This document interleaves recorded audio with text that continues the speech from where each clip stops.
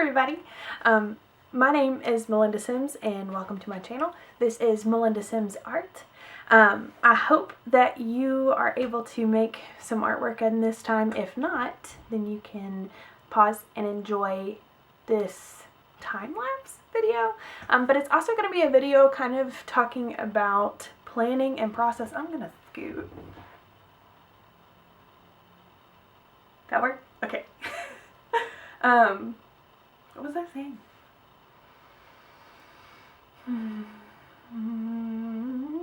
Oh, this can be a video about planning, processing artwork, whether that's you are revisiting an artwork or whether that is you trying to come up with an idea and you know you have an idea, but you just want to figure out like what that idea is going to look like. So I'm going to do a sketch, but I'm first going to do like a planning and process part, and I promise I'm not like gonna try and get a close-up on purpose, but I am basing my image off of a painting I did in undergraduate. There we go. So it's The Hands from the Sistine Chapel by Michelangelo. So I really like this image. My painting, however, is not my favorite because there's certain things that I wish I'd do better, but I'm sure a lot of you artists are that way. You look at a painting and you know that there's always something you could improve on or change, right? But with that said, I will say that I do want to revisit that idea, and I like that imagery. Scooting back again. I think it focused. We're hoping it does. Okay. I do want to revisit that painting, and I want to make more work like it with that same imagery in it, whether it's just the triangle in the middle or those other things. So this will kind of give you ideas on maybe how you can use this process for yourself. So here's hoping that will help. And I am going to be doing a sketch for a little bit. I think it took me total 40 minutes maybe, but of course I've like fast forwarded it, whatever, you know, the time is at the bottom of the YouTube screen. That's how long this will take. You'll hear from me again at the end just for encouragement, but other than that, enjoy. Okay, so for starters, I thought that looked like a little stick man, but never mind.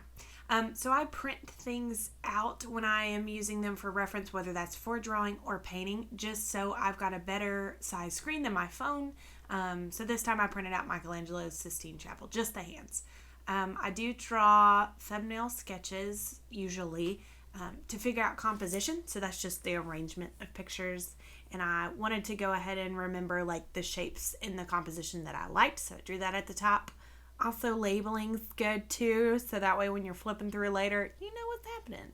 Make it cute if you want. So I've got either a square, so that'll be similar to the painting itself. It'll probably be smack dab in the center though. The one that I'm most appealed by was the like landscape version where it's going to follow something called the rule of thirds. I'll talk about that in a minute. But cut off God's hand a little bit, so we're gonna have to probably move that to the left. Now, the one on the right I kind of ignored because it's gonna be smack dab in the center again. I didn't like that composition that much.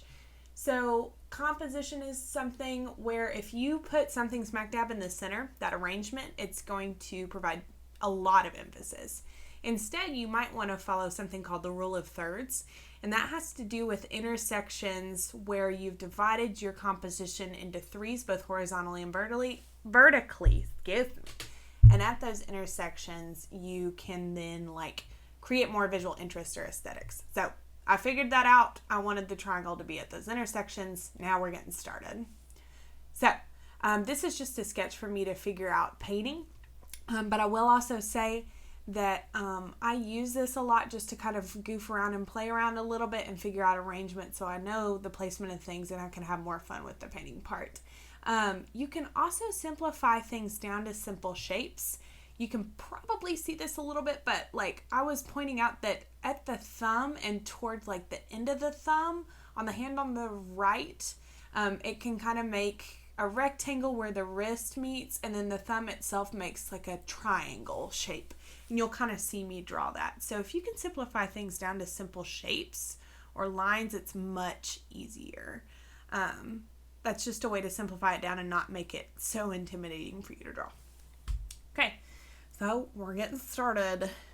So first and foremost, I am trying to attempt to simplify things down into shapes. So again, I thought it kind of looked like a cone or a triangle, the thumb did, and then we've got rectangles, all that jazz. And then you can go back in and kind of add definition, make them look like they have more form or more structure to them.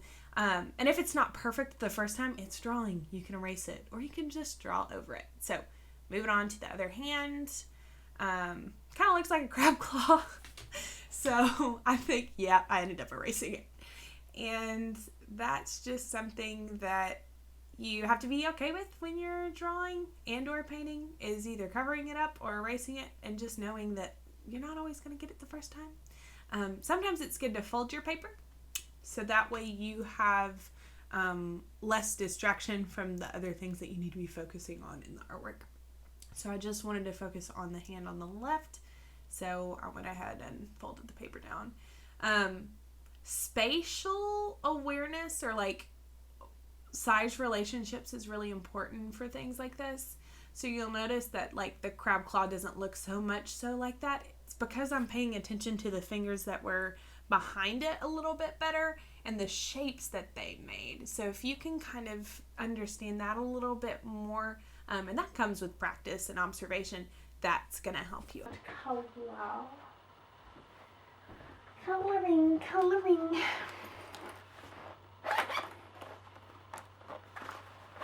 Okay.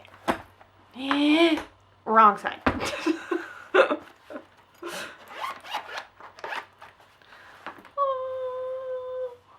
Yes. Okay.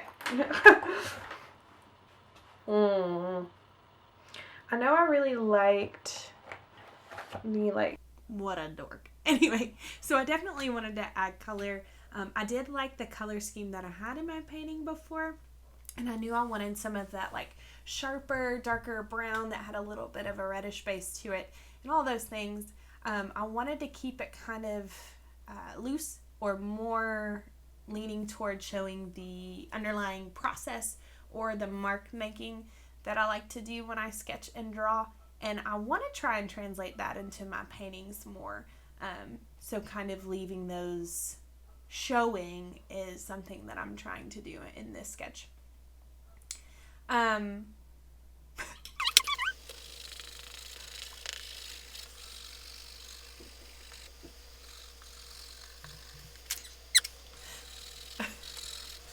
wanted to share that sound effect because I just thought it was cute. It sounded like a very hardworking chipmunk.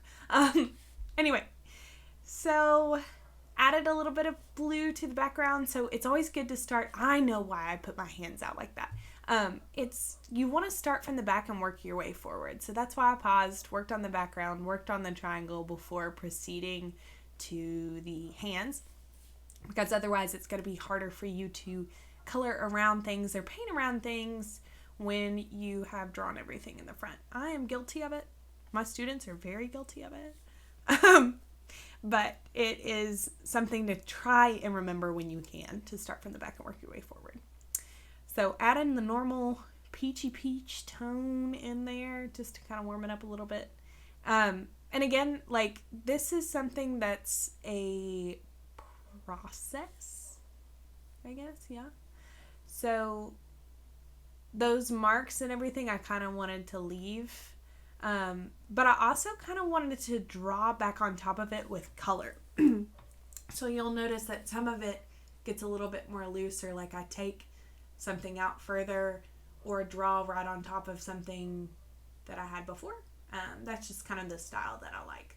This is not an aim at realism as much as it is just kind of goofing around with drawing. So hopefully this encourages you to do the same, or maybe this is teaching you a little bit about the anatomy of hands. I don't know that it is. Good luck if that is.